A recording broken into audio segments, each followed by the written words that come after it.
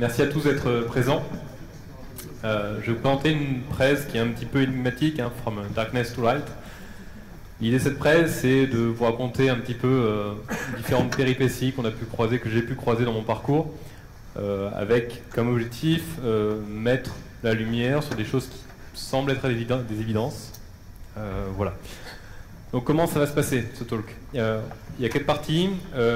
On va commencer par reprendre quelques définitions. Quels sont les rôles d'un développeur, d'un opérationnel, pour qu'on soit tous avec, en tout cas, je vais vous faire partager ma définition. On continuera un petit peu par un guide de qu'est-ce qu'il faut avoir en tête lorsqu'on est confronté à des incidents. Il faut que je me décale parce que voilà. Des incidents. Et je ferai un focus sur 2 points qui sont la communication de crise et les environnements immutables, pour essayer d'avoir moins d'incidents et d'être mieux armé lorsque ce genre d'événement arrive. Et on terminera la présentation, le talk, avec des bonnes pratiques autour du monitoring et du logging pour être capable de monter un process de run et d'exploitation robuste et du moins qui vous donne de la visibilité sur vos infrastructures et applications. Alors, je vais commencer très rapidement à présenter un peu Logmatic. Alors, Logmatic, c'est une start-up française qui a aujourd'hui 4 ans d'existence. Et on construit un produit qui est une plateforme de log management. On a décidé de challenger un petit peu le statu quo pour proposer à nos utilisateurs vraiment une expérience renforcée et des performances sur le log management et sur donner de la visibilité. Alors, on a 3 piliers. On fait ce qu'on appelle de l'intelligence opérationnelle. Le premier pilier, on est convaincu que juste un outil de troubleshooting, de recherche dans les logs, c'est pas suffisant. Il faut l'associer à des analytics qui vont vous permettre en fait de résumer un petit peu ce qui se passe dans le log. Quand vous êtes avec des logs et des machines, vous êtes sur des cardinalités très grandes, nombre de serveurs, d'applications, de logs, d'erreurs, de warnings, assez gigantesques. Et si vous n'avez pas ces outils pour résumer et vous offrir une vue synthétique, vous êtes un petit peu perdu. Donc ça, c'est vraiment le premier pilier. Notre second pilier, c'est vraiment cette expérience utilisateur et on veut un outil performant qui réponde peu importe les volumes, la donnée. Souvent, quand il y a des incidents ou des problèmes de production, ça multiplie par 10, par 100 les traces, et si on a une solution qui n'est pas capable d'encaisser cette charge, on va se retrouver avec des problèmes. Donc, cette performance elle se traduit dans la gestion, mais aussi dans la restitution.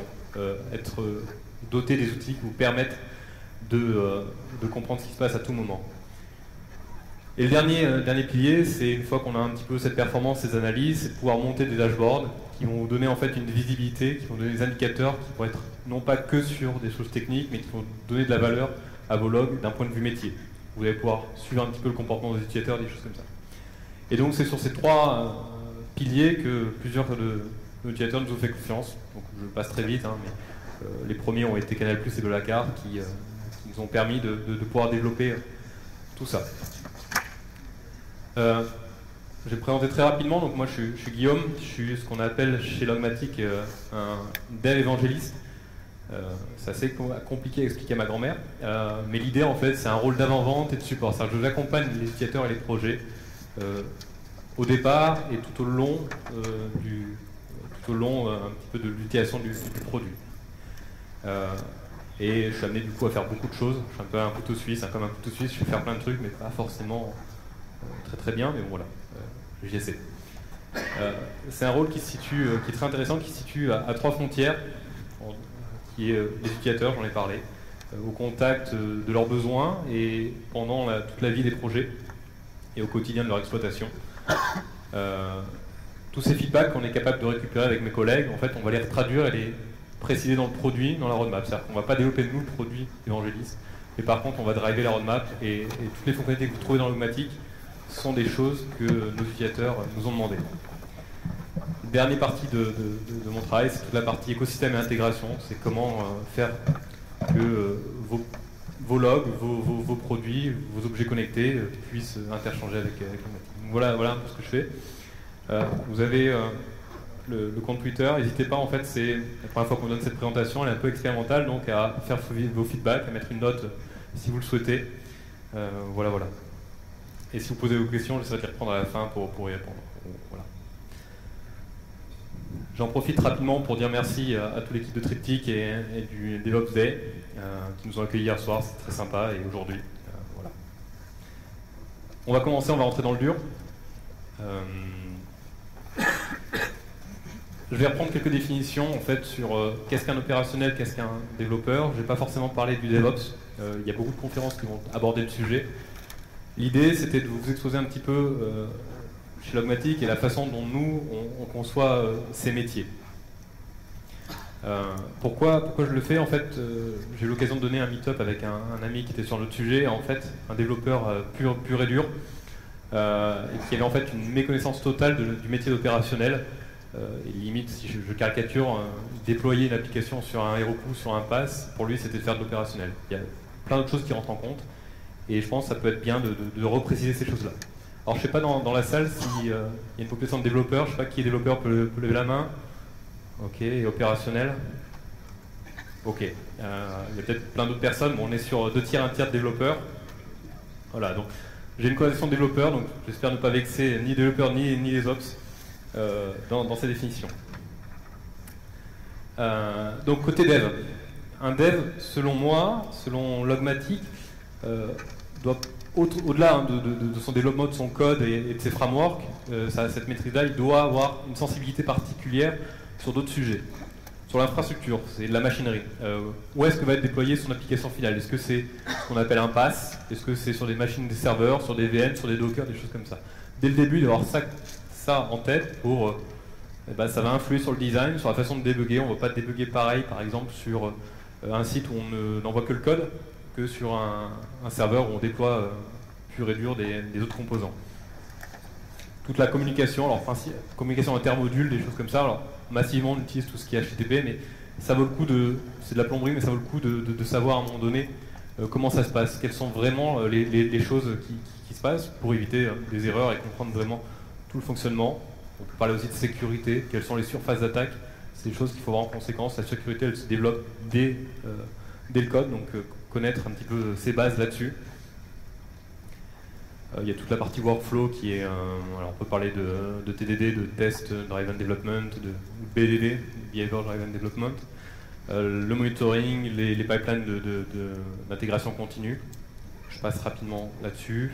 Côté application, donc en plus du code, il faut avoir une culture générale assez forte sur ce qu'on appelle ce que j'appelle la mémoire, qui est à la fois les bases de données, comment on stocke à froid, comment on stocke à chaud, où est-ce que je vais mettre des caches pour accélérer mon application, comment je gère la mémoire dans mon programme pour éviter un petit peu des surprises au moment du passage en production.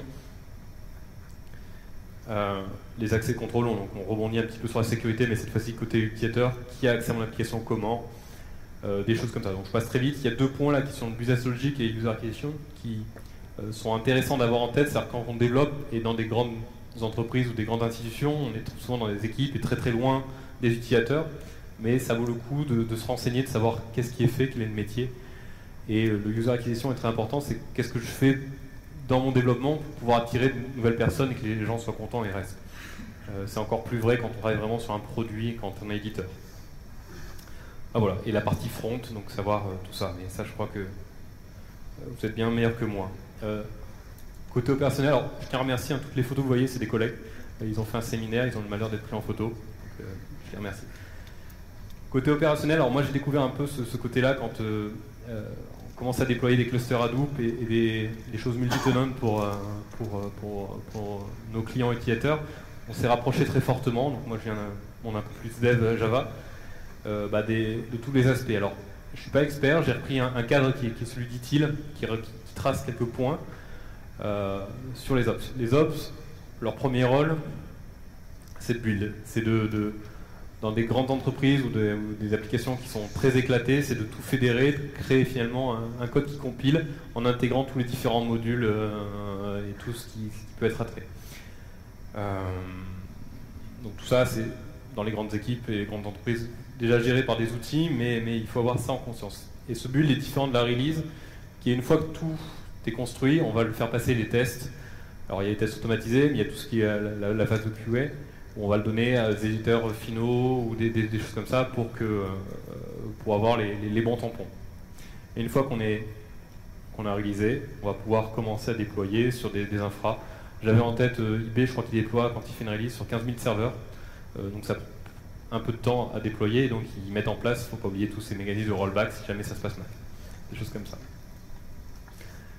Le site Reliability, pour moi c'est le truc le plus intéressant, c'est de garantir le run de l'exploitation, et on a des taux de disponibilité qui montent à 99, 99 et plusieurs 9, ce qui autorise quelques minutes dans l'année d'indisponibilité.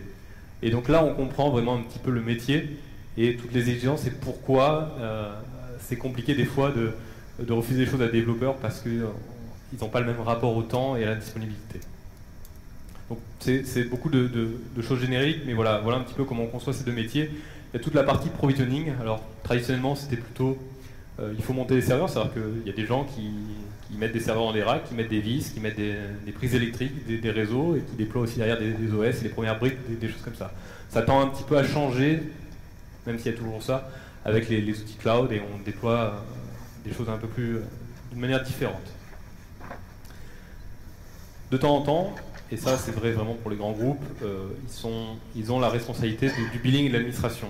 La partie billing, c'est-à-dire quand il y a plusieurs équipes qui utilisent un software, une application, et il faut pouvoir répartir, trouver des clés de répartition pour faire des facturations, c'est de la compta interne, des choses comme ça. C'est des choses qu'on n'a pas en tête, mais qui sont assez dures. Par exemple, trouver comment on facture à différentes équipes l'utilisation d'un cluster Hadoop, par exemple. Est-ce que c'est du stockage, le nombre de données qui est stocké sur le cluster, ou du temps passé CPU, des choses comme ça. C'est extrêmement variable et pas simple comme problématique.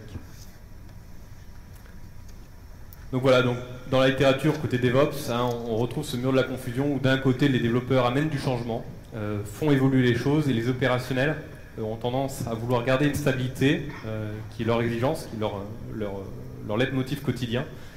Et ces deux mondes ont du mal à échanger ou se connaissent peu, et on a ce mur de la confusion. Il y aura plein de confs autour de ça, donc je ne m'éternise pas.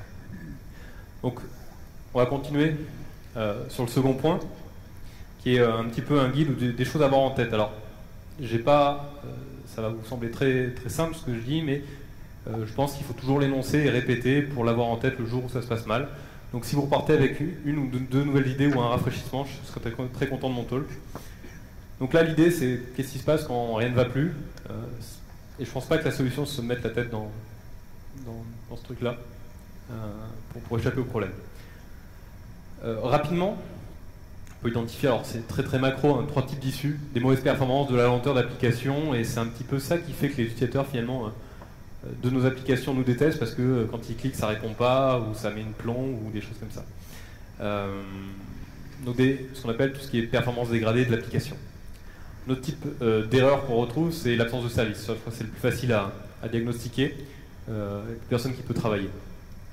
Et la dernière catégorie, c'est tout ce qui est un peu plus, beaucoup plus difficile à tracer, à comprendre, c'est tout ce qui n'est pas d'intermittente ou non identifié. On sait qu'il y a eu quelque chose, mais on refait un F5 dans le navigateur, ça fonctionne, des choses comme ça. Et voilà. Donc c'est un peu les 3 grandes familles de problèmes qu'on retrouve très très souvent et sur lesquels il faut qu'on arrive à avancer. Alors les sources d'erreur, il y a des sources techniques et des sources humaines. Je sais pas le ratio, mais j'ai un ami qui dit que 99% des problèmes se situent entre le clavier et la chaise. Et je tends à converger vers cette hypothèse. Mais voilà, alors on commet tous des erreurs. Des fois, c'est des problèmes de communication, de compétences. De temps en temps, on demande de faire des choses dont on n'a pas forcément la connaissance et les compétences. Ça peut être des documentations aussi qui sont... On est encore un peu dans la communication, qui sont mal partagées, mal communiquées, et puis de temps en temps c'est des moufles et des mains gauches. Ça arrive plus souvent qu'on y pense. Donc ces erreurs côté technique, on va les retrouver très très souvent dans des problèmes de configuration. En fait, on s'aperçoit, on a fait tous les tests, tout passait très bien, mais ça ne marche pas en production. Alors pourquoi ? Très souvent on a des tout petites différences de configuration, de paramétrage qui font des effets de cascade et qui créent ces incidents. Alors des fois on va retrouver dans le code des bugs qui passent, des choses comme ça. Comme source d'erreur technique, on a, en tout cas moi je suis très souvent confronté à des problèmes de place ou d'espace libre. Je me souviens d'une dernière application là que j'ai débuguée, C'était le slash TMP des serveurs qui venaient se remplir et du coup qui venaient friser l'application à un moment donné. Alors en démarrage fonctionnait, mais du coup parce que le TMP était vidé, mais ça revenait au bout de quelques jours. Et donc voilà. Un des réflexes, regardez vite vos espaces disques très rapidement. Ça peut venir de la base de données, ça peut venir du réseau, du hardware, mais ça c'est souvent bien identifié par les équipes Ops très rapidement. Bon, ça arrive à tous, hein. J'avais noté une petite phrase à côté sur des erreurs où des fois on livre des messages de debug genre miaou miaou en production. On a 30 000 utilisateurs, quand ils cliquent sur un bouton qui voient miaou miaou. Bon, c'est des choses qui arrivent et qu'il faut avoir en tête. Voilà, on travaille vraiment avec beaucoup de personnes et pensez à votre qualité et qu'est-ce que vous avez envie de voir dans l'application. Avant de rejoindre Glomatic, j'ai fait beaucoup de projets d'architecture autour des big data et si je dois retenir une seule chose et vous la restituer aujourd'hui, c'est cette phrase. C'est que, les incidents, les échecs, les choses qui ne marchent pas, en fait, sont le standard. Quand tout fonctionne, c'est tellement rare que voilà, ne le prenez pas en compte. Vraiment, gardez ça en tête et montez vos architectures, montez vos réflexions autour des pannes et soyez donc robustes à tout ça.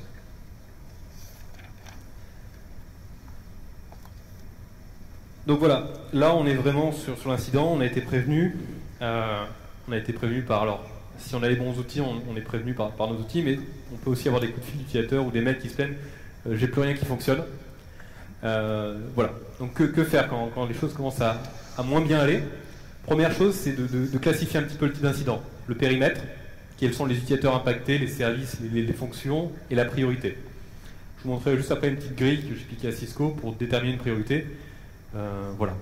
Une fois qu'on a un peu classifié, on connaît un peu l'urgence, on sait un peu quelle force on met dans la bataille pour résoudre l'incident, on va commencer à chercher à isoler l'incident, le composant qui pose problème. Alors, dans des choses distribuées ou dans des grands systèmes d'information, c'est pas forcément simple, il y a différentes équipes qui rentrent en jeu, et il faut un vrai travail d'investigation pour avancer. Une fois qu'on a notre problème identifié, on sait à peu près ce qu'il faut faire pour rétablir, on va essayer de sauvegarder un petit peu de données pour pouvoir analyser ce qui s'est passé. Ne cherchez pas quand il y a un incident à comprendre tout de suite ce qui s'est passé. La première priorité, ça reste de remettre le service en place pour vos utilisateurs. On fera a posteriori ce qu'on appelle l'analyse des causes racines, le RCA, pour comprendre vraiment dans le détail et mettre en place une procédure qui nous garantisse que ça ne se reproduise pas. Donc, étape d'après, je viens de le dire, hein, c'est fixez-le. Alors ça peut être un reset, ça peut être un rollback de version, ça peut être un hack, un hotfix. Il faut se démerder pour que le service fonctionne le plus rapidement possible. Une fois que c'est fait, continuez à surveiller un petit peu ce qui se passe. Ça peut avoir des incidences, un arrêt de service sur d'autres composants, d'autres choses comme ça. Donc il y a une vision globale. Tant que tout n'est pas sec et que vous n'avez pas analysé les causes racines et que vous n'avez pas compris tout ce qui se passe. Donc ça, c'est la matrice que j'ai piquée à Cisco qui décrit un petit peu. Alors, je vais vous le lire parce que c'est pas très lisible, je pense. On a notre problème et c'est une grille de décision. Donc, qu'est-ce que c'est? Critique pour le business. Alors, si ça ne l'est pas, c'est priorité 4. Donc, c'est une priorité qui va de 1 à 4. Le 1, en principe, c'est très très compliqué. Si c'est critique pour le business, est-ce que vous avez un workaround? Est-ce que vous avez une procédure pour résoudre le problème? Oui, non. Alors, si non, voilà, ça commence à vraiment sentir mauvais. Est-ce que ça a des impacts financiers sur le business? Je vous montrerai qu'à Tetra, ils avaient un problème de paiement. C'est-à-dire que les utilisateurs de leur application ne pouvaient pas payer. Donc, pas d'argent gagné. Donc, c'est vraiment critique. Et donc, si vous arrivez, par malheur, dans la case priorité 1, donc des impacts financiers, vraisemblablement, ça sent très mauvais pour vous et vous pouvez être viré. Ou votre code. Ça, c'est peut-être chaud de me laisser leur filer.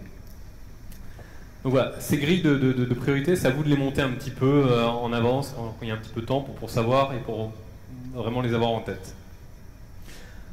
Alors, moi ce que j'adore, j'aime pas forcément travailler tous les jours sur des incidents ou des choses comme ça, mais quand on est confronté à un problème dont on ne connaît pas l'origine, il y a un vrai travail de recherche et d'enquête et voilà. Et ça commence toujours de la même manière, on met des hypothèses et on en prend une, celle qui nous paraît la plus probable et on va jusqu'au bout. On regarde si ça vient de ça ou pas, on remet à jour notre hypothèse et on continue. Et ce petit processus itératif, je le vois vraiment comme un processus de détective, comme un métier de détective. Et pour ma part, en tout cas, je prends beaucoup de plaisir quand les problèmes ne sont pas trop fréquents. Un truc que j'ai appris, c'est ne faites jamais de raccourcis. Si vous avez identifié quelque chose et vous êtes presque au bout de la résolution, vous dites non, ça ne vient pas de là, soyez certain complètement certain que ça ne vient pas de là. S'il faut copier un bout de caractère, une clé de fichier de configuration, la recopier, faites-le. Des fois, il y a des caractères invisibles, des choses comme ça qui ont été mis dans le fichier qui ne marchent pas. Voilà. C'est-à-dire, si vous quittez cette hypothèse, vous êtes certain et vous ne reviendrez jamais là-dessus. Combien d'heures on a pu perdre en disant tiens non ça vient pas de là et puis on a tout fait et puis on revient là et bien, le problème était là.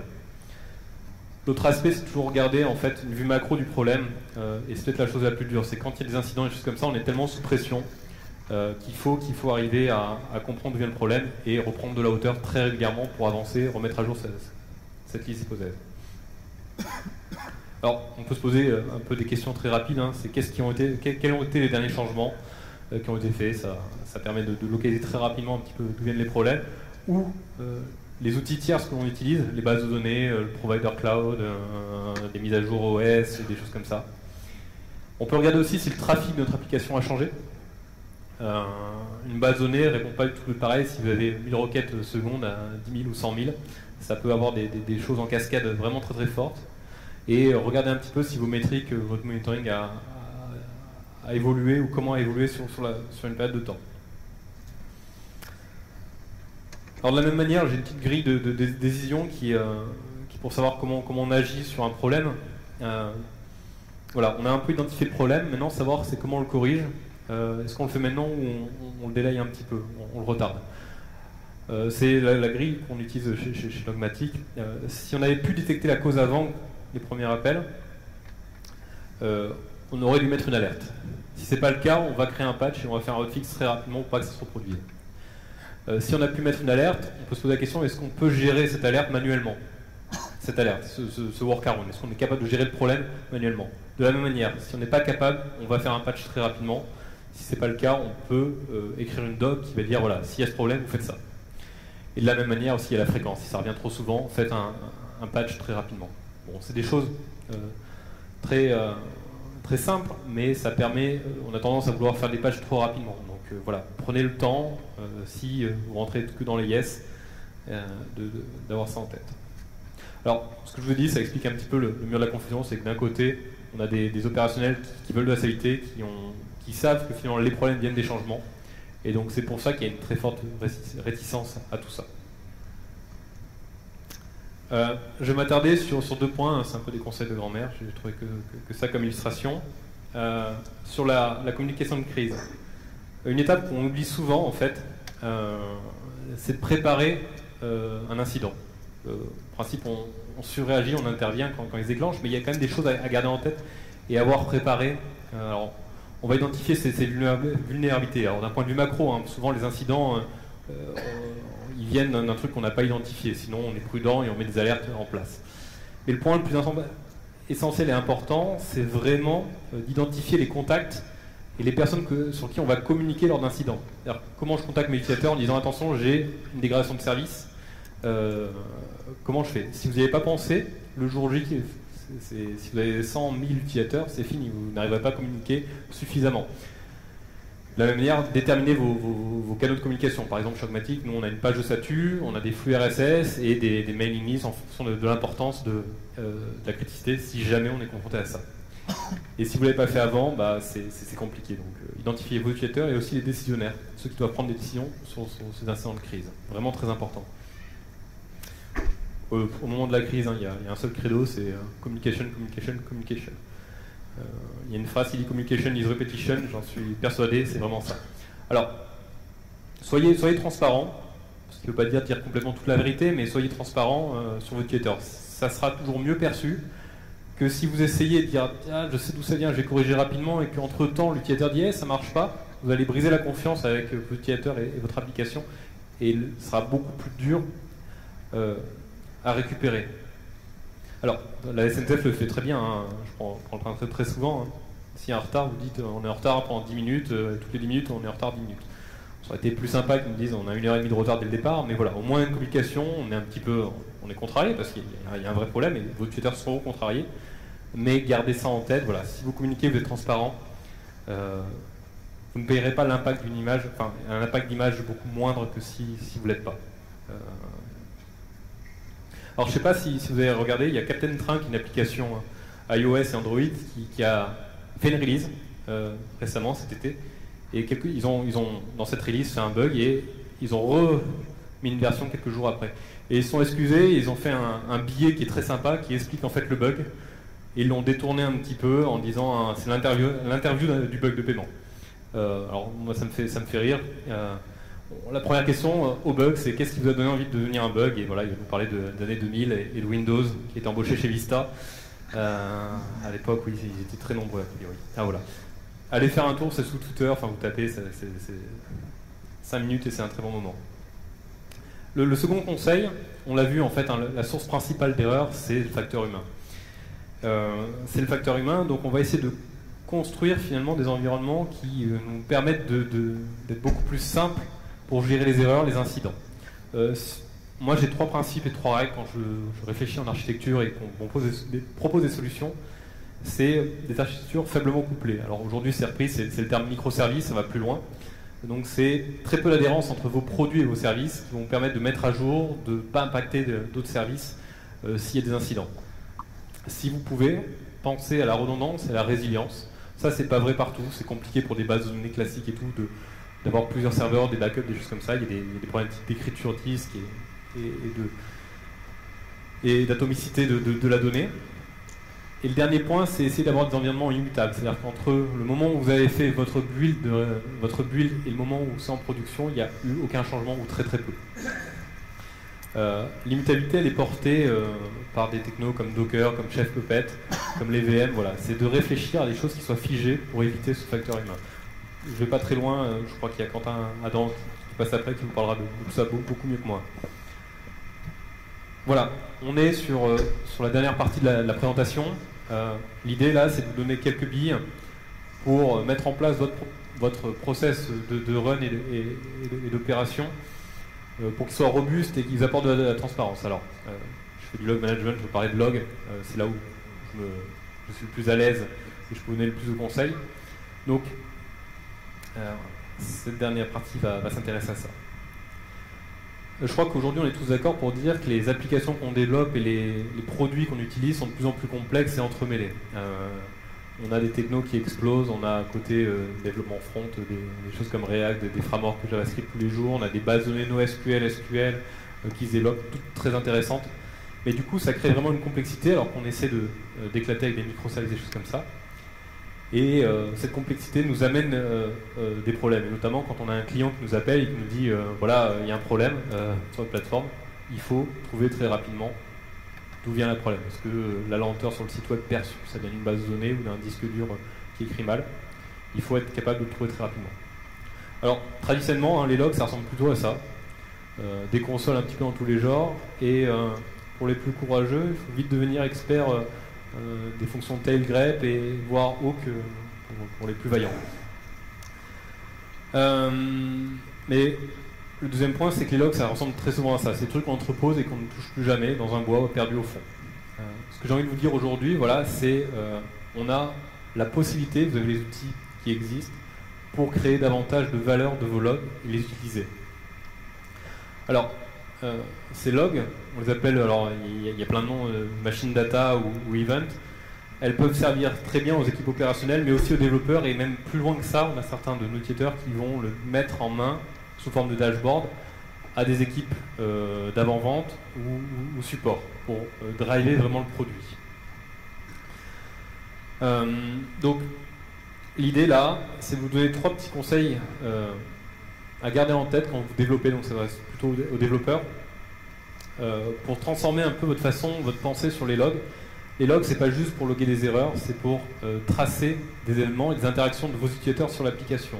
Des choses qui vous apportent de la valeur et de l'insight. Il faut à la fois qu'ils soient lisibles pour les machines, mais aussi pour vous quand vous débloquez. Alors, la première règle, c'est toujours garder ça simple. Il ne faut pas que le log soit stressant et il faut qu'il puisse être repris par d'autres équipes, tout ça. Donc du coup, si vous avez une ligne de log comme ça, n'hésitez pas à la transformer un petit peu pour que ça soit plus exploitable. C'est-à-dire que ici on a un user 1, 2, 3, 4, mettez sous format clé-valeur ou en JSON un petit peu vos données pour pouvoir à la fois avoir des choses intelligibles et de pouvoir faire des outils de recherche sur le user ID ou sur le page ID avec un système de log management. Donc voilà, reformatez un petit peu vos logs pour pouvoir qu'ils soient exploitables des deux manières. L'autre grand conseil, c'est de loguer tout ce que vous pouvez. Alors pas bêtement, mais voilà, on a différents niveaux de stack, de level dans nos stacks. On a des choses qui sont très liées à l'infrastructure, des métriques OS, des choses comme ça, donc, des messages d'erreur sur des écritures disques, donc à remonter, à consolider avec des éléments de kernel. Par exemple, par défaut sur tous les serveurs, vous avez les connexions des utilisateurs au serveur de prod, donc tracez-le, ça peut être intéressant pour identifier si le problème sur lequel vous faites face ne vient pas d'une intervention de quelqu'un qui s'est connecté sur un serveur.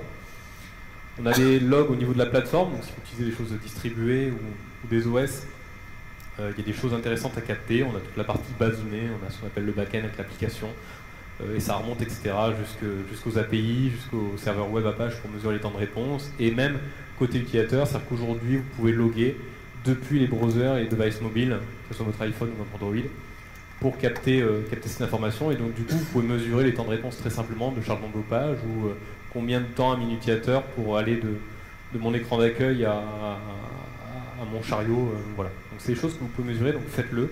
Loguer ne coûte pas cher. Voilà. Vous avez tout ce qui... tous les outils en place existent, que ce soit open source ou en SaaS ou on-premise, donc allez-y. Et le dernier point, c'est de rajouter du contexte. Vos logs doivent être ce qu'on appelle stateless, c'est-à-dire qu'ils doivent être autoportants. Vous ne devez pas rattacher, pour vraiment bien exploiter vos logs, en fait, toute l'information doit être contenue dans le log. C'est-à-dire, en d'autres termes, si vous avez une session d'utilisation, si vous avez un utilisateur authentifié, loguez à chaque fois sur chaque ligne de log votre utilisateur. Ça va vous permettre en fait d'exploiter, et quand vous êtes avec des millions de logs, de pouvoir lire un seul log et de comprendre tout le contexte de votre application. Donc voilà, et cette information découlée là du site web, de l'application desktop à autant de connexions à la base de données, des choses comme ça. Donc là par exemple on a valorisé notre log avec différentes informations, donc on est venu extraire par rapport au premier message. Voilà, je ne vais pas vous embêter de plus. Aujourd'hui j'en discutais hier avec des gens de la conférence. Le logging devient vraiment aujourd'hui une part de l'architecture et une part du design des applications. Ce n'est vraiment pas pour loguer uniquement des erreurs. Vous pouvez tirer bien plus de valeur si vous l'incorporez dès le départ à vos applications et à vos réflexions. Et il y a un vrai changement à adopter sur notre approche du log. Je vais m'arrêter là. Je vais en profiter pour conclure et terminer, prendre quelques questions éventuellement. Donc, je l'ai dit en introduction, n'hésitez pas à pousser vos feedbacks sur cette présentation. Elle est conceptuelle, c'est la première fois qu'on la donne, donc on a besoin de vous pour itérer et s'améliorer. Si on doit retenir une chose de la présentation, voilà, c'est il faut être préparé pour gérer des incidents et ça se travaille au quotidien pour pouvoir améliorer et avoir des choses robustes. Donc voilà, je vais prendre quelques questions. Je ne sais pas s'il y en a ou pas. C'est assez discret. On ira au café plus tôt. Je regarde s'il y a des choses sur Twitter. Je ne sais pas si je capte entendu. Je ne capte pas, donc je ne prendrai pas les questions sur Twitter. Oui.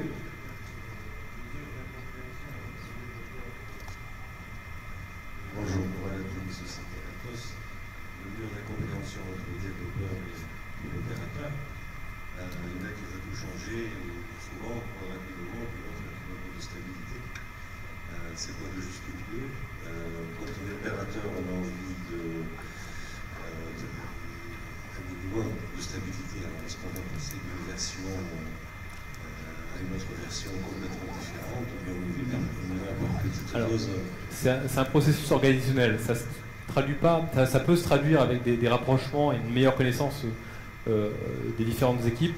Moi, j'ai travaillé par exemple chez la MGN, c'est très très marqué. En fait, le centre d'exploitation est à Nancy, le centre de MOA, ceux qui font les specs, à Paris, et ceux qui développent à Tours. En termes d'isolement et de cloisonnement, c'est vraiment pas mal. Non, je crois que l'approche, elle est traduite dans pas mal. Il y a pas mal d'initiatives, c'est de constituer dès le départ des équipes qui incorporent un petit peu les deux disciplines. Donc on va retrouver sur des périodes projet, des opérationnels et des développeurs qui travaillent ensemble dès le départ du projet pour pouvoir être certain que ce qu'on développe, on va être capable de le monitorer, de pouvoir le tracer, de faire des rollbacks, tout ça. Et si on arrive en fait à créer ces interactions, on résout le problème de ce mur-là. Mais ça demande une réflexion et ça demande d'innover dans la façon dont on s'organise avec en effet ces équipes, des choses comme ça. Et je sais que c'est pas simple de le faire, surtout dans des grands bouts. On a besoin d'avoir des process et des structures assez identifiées et claires. Je ne sais pas si ça répond à la question ou pas. D'autres questions ?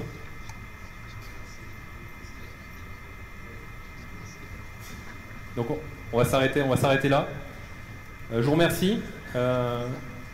Ceux qui veulent en connaître plus sur Logmatic, venez me voir ou envoyez-moi un tweet. Je peux vous permettre de tester Logmatic bien plus longtemps que sur le site. Donc voilà, je vous remercie beaucoup et puis je vais laisser la parole au suivant. Merci.